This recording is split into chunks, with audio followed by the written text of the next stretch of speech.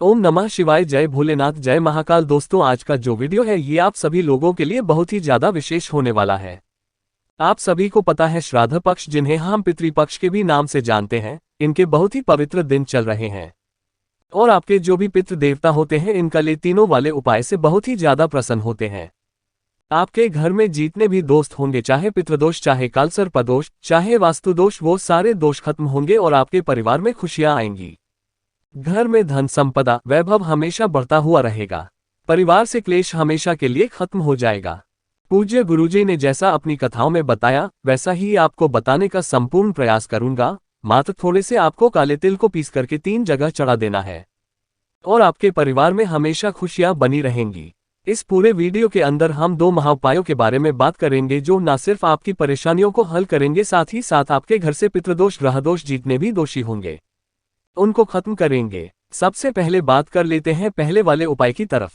पहला वाला उपाय यह है कि यदि आपके घर में किसी भी तरीके की कोई समस्या चल रही है, पितृ के कारण, यहां आपको नहीं पता है कि किसकी वजह से है, तो कम से कम पितृपक्ष के दौरान एक बार इस उपाय को जरूर करना। जिस दिन आप करना चाहो उस दिन आप कर लेना। जो भी विशेष दिन आप देखना, विशेष दिन कौन सा, जैसे कभी अष्टमी आ गई, पंचमी आ गई, नवमी आ गई, एकादशी आ गई, प्रदोष आ गई, या फिर श्राद्ध पक्ष की अमावस्या, इन दिनों में इस खास उपाय को जरूर करना। ध्यान से सुनना, आपको लेने होंगे थोड़े से काले तिल। गुरुदेव ने कोई संख्या फिक्स नहीं बताई है, आप एक मुट्ठी ले लेना। काले तिल ज्यादा लेने की जरूरत नहीं है। इन्हें क्या करना, एक कटोरी के अंदर डाल देना। जो भी कटोरी आपके घर में स्टील की हो, कटोरी के अंदर डालना और इसके अंदर जल भर देना। तो ये वाले जो तिल होंगे ना पानी में गले हुए, इन्हें उठाकर उस समय पर आपको अपने घर में जहां पर भी पानी पीने का स्थान है, किचन में, वहां पर रख देना। यदि सिस्टम लगा हुआ है तो वहां पर रख देना, वह जहां कहीं पर भी आपके पानी पीने का स्थान है। ये आपके पितरों का स्थान माना जाता है। यहां पर रखना और इसे किसी भी प्लेट से ढक देना। पूरी रात भर रखे रहने देना, कोई दिक्कत नहीं है। पितरों से स्मरण इस जगह पर, और उसके बाद में उस दिन आपको कुछ नहीं करना है। शाम को इस तरीके से रख देना है। जब आप सुबह उठेंगे, उठ करके आपको क्या करना है, नहा धो करके इस फ्लैट को यहां से हटाना है। इस कटोरी को लेना है। इस कटोरी के अंदर जितने भी काले तिल है, उसे किसी भी ग्राइंडर वगैरह में पीस लेना है। ये चीज ध्यान रखना, पीस लेना है। ये जो गले हुए काले तिल है, इनको पीस लेना है। ऐसे के ऐसे नहीं चढ़ाना। पीस करके जो पेस्ट तैयार होगा, उस पेस्ट को आपको एक तांबे के लोटे में डालना है। तांबे का लोटा है, इसके अंदर आपको उस पेस्ट को डालना है और उस बाकी के पूरे लोट्स को आपको अपने घर के शुद्ध जल से भर लेना है। जल डाल लेना, अपने घर में से भर लेना। फिर लेना होगा आपको थोड़ी सी हल्दी। आप हमेशा एक तरीके से खड़ी हुई हल्दी लिया कीजिए। इसे पीस करके इसी को काम में लेना। किसी हुई जो मार्केट में मिलती है, उसे आप अवॉइड किया कीजिए। तो यदि आपको महादेव जी का कोई सा उपाय करना है तो आप थोड़ी सी हल्दी ले लेना, इसे पीस करके और एक डिब्बे में भर लेना। जब भी बात आए इस वाले उपाय की या किसी भी उपाय की जिसमें हल्दी काम में लेनी है, तो इस वाले हल्दी को काम में लेना है। इसमें से चुटकी भर हल्दी लेना और इसी वाले लोटे के अंदर डाल देना। अब काफी सारे लोग बोलेंगे कि भाई, यह हल्दी तो महादेव जी को चढ़ती ही नहीं है। ये वाला जो जल है ना, आपको महादेव जी पर चढ़ाना ही नहीं है, शिवलिंग पर चढ़ाना ही नहीं है। ध्यान रखना, इस लोटे को लेकर के जाना है।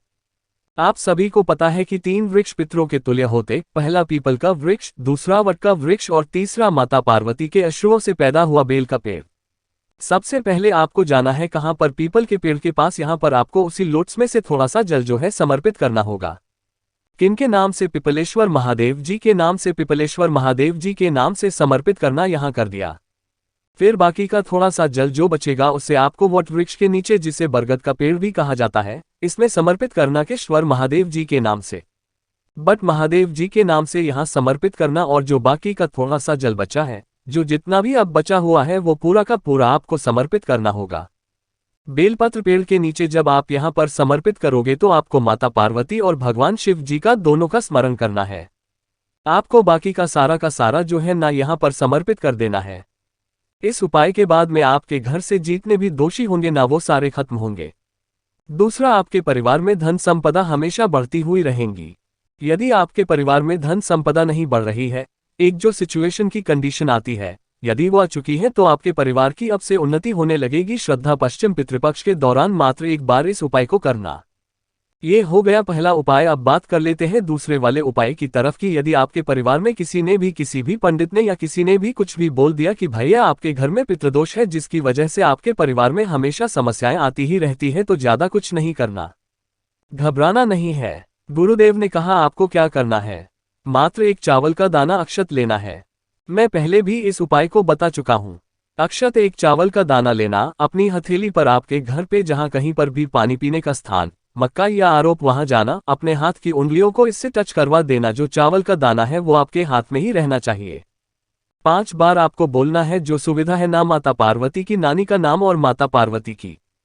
जो पिताजी है ना, जो उनका माहिका है, ये चीज समझ लीजिए पितृलोक उन्हीं का है, पितृलोक के देवी देवता सब वही है। तो आपको क्या करना है, 5 बार स्वधा का स्मरण करना है और स्मरण करने के पश्चात इस चावल के दाने को लेकर के और एक लोटा शुद्ध जल लेकर के पहुंच जाना देवाधिदेव महादेव जी के मंदिर शिवलिंग के पास उत्तर दिशा नॉर्थ डायरेक्शन की तरफ मुंह करके खड़े होना। एक लोटा शुद्ध जल पहले महादेव जी को समर्पित करना, उसके पश्चात महादेव जी को अपना नाम और गोत्र बोल करके उस एक चावल के दाने को महादेव जी की शिवलिंग पर समर्पित करके महादेव जी से विनती करना कि भगवान मेरे घर में किसी ने बताया कि पितृदोष है, मेरे घर के कोई भी काम नहीं बन रहा है, कोई परिवार में उन्नति नहीं हो रही है, परिवार में क्लेश बहुत ज्यादा रहता है, सुख शांति समृद्धि बिल्कुल भी नहीं है, व्यापार अच्छे से नहीं चल रहा है, समस्या के समस्या आ रही है, बीमारियों ने घेरा हुआ है, तो इस पूरी परेशानी को जल्दी से जल्दी सॉल्व कर दे। यदि कोई पितृदोष है तो हमारे उस पितृदोष को भी शांत कर दे। बस इतना सा काम आपको करना है और इस वाले काम को करने के पश्चात वापस आपको अपने घर की तरफ चले आ जाना है। गुरुदेव ने कहा चाहे कितना भी बड़ा पितृदोष क्यों ना हो, आपका खत्म होगा ही होगा। पूज्य गुरुजी ने जैसा अपनी कथाओं में बताया वैसा आसान भाषा में आपको बताने का संपूर्ण प्रयास किया।